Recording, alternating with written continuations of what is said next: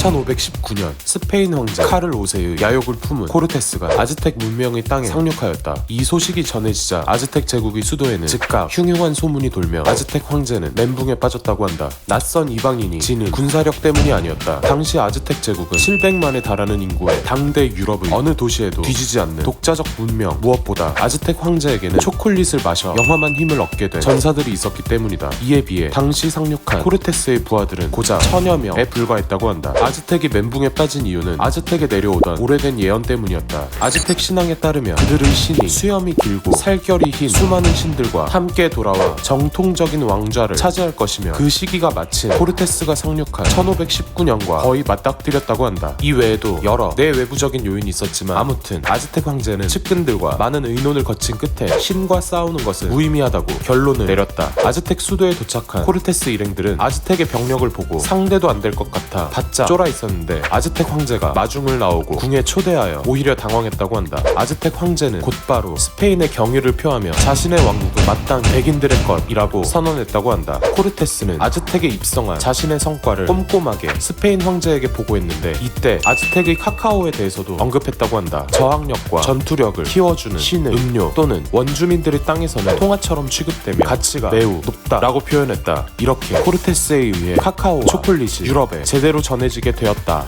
고 알려져 있는데 엄밀히 말하면 코르테스가 카카오에 매혹된 이유는 카카오의 맛, 효능 때문이 아니라 카카오가 황금과 맞먹는 가치를 지녔기 때문이라고 한다. 약탈, 황금과 같은 전리품을 목적으로 온 코르테스에게 신대륙에서 통화로 쓰이며 귀하게 취급되던 카카오는 그야말로 나무에서 자라는 황금으로 보였을 것이다. 음식으로서 카카오에 매료되고 제대로 이해하던 이들은 원주민들을 기독교로 개종시키는 임무를 담당한 성직자들이었다고 한다. 이들은 원주민들이 풍습을 조사하고 기술하는 역할을 담당했으며 이 과정에서 카카오를 초콜릿으로 가공하는 법을 알아냈다고 한다. 아무튼 이후 코르테스가 아즈텍 제국을 정복하고 식민지 경영을 이어나가자 스페인에서도 수많은 사람들이 신대륙으로 이주해왔고 이들은 원주민들의 생활 방식을 어느 정도 받아들여야 했다. 이때 쓴맛의 기존 초콜릿은 워낙 불호라 설탕을 타서 달달하게 만들어 초콜릿 소비를 늘려갔다. 또한 카카오는 경제적 가치에 더하여 신대륙 원주민들이 온갖 병에 듣는 약으로 사용했다는 썰, 심지어 환각제, 체음제로도 쓰였다는 썰이 가미되어 스페인 궁정은 사치품으로 쓰이며 스페인의 주요 교역 물품으로 자리 잡게 된다.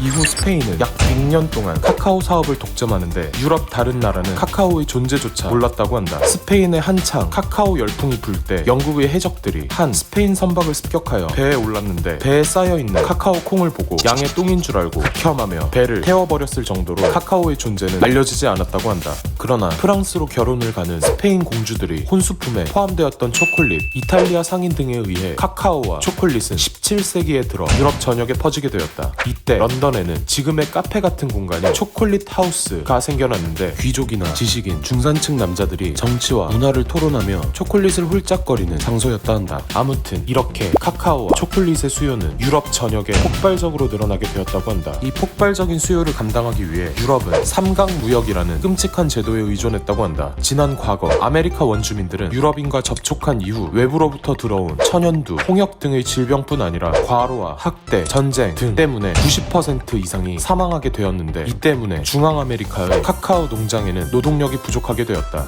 이에 대한 해결책은 아프리카의 노예들을 중앙아메리카의 카카오 농장으로 보내는 것이었다. 삼강무역 형태를 보면 유럽에서 나온 여러 공산품과 제품들이 선박에 실려 서아프리카 해안에 도착한다.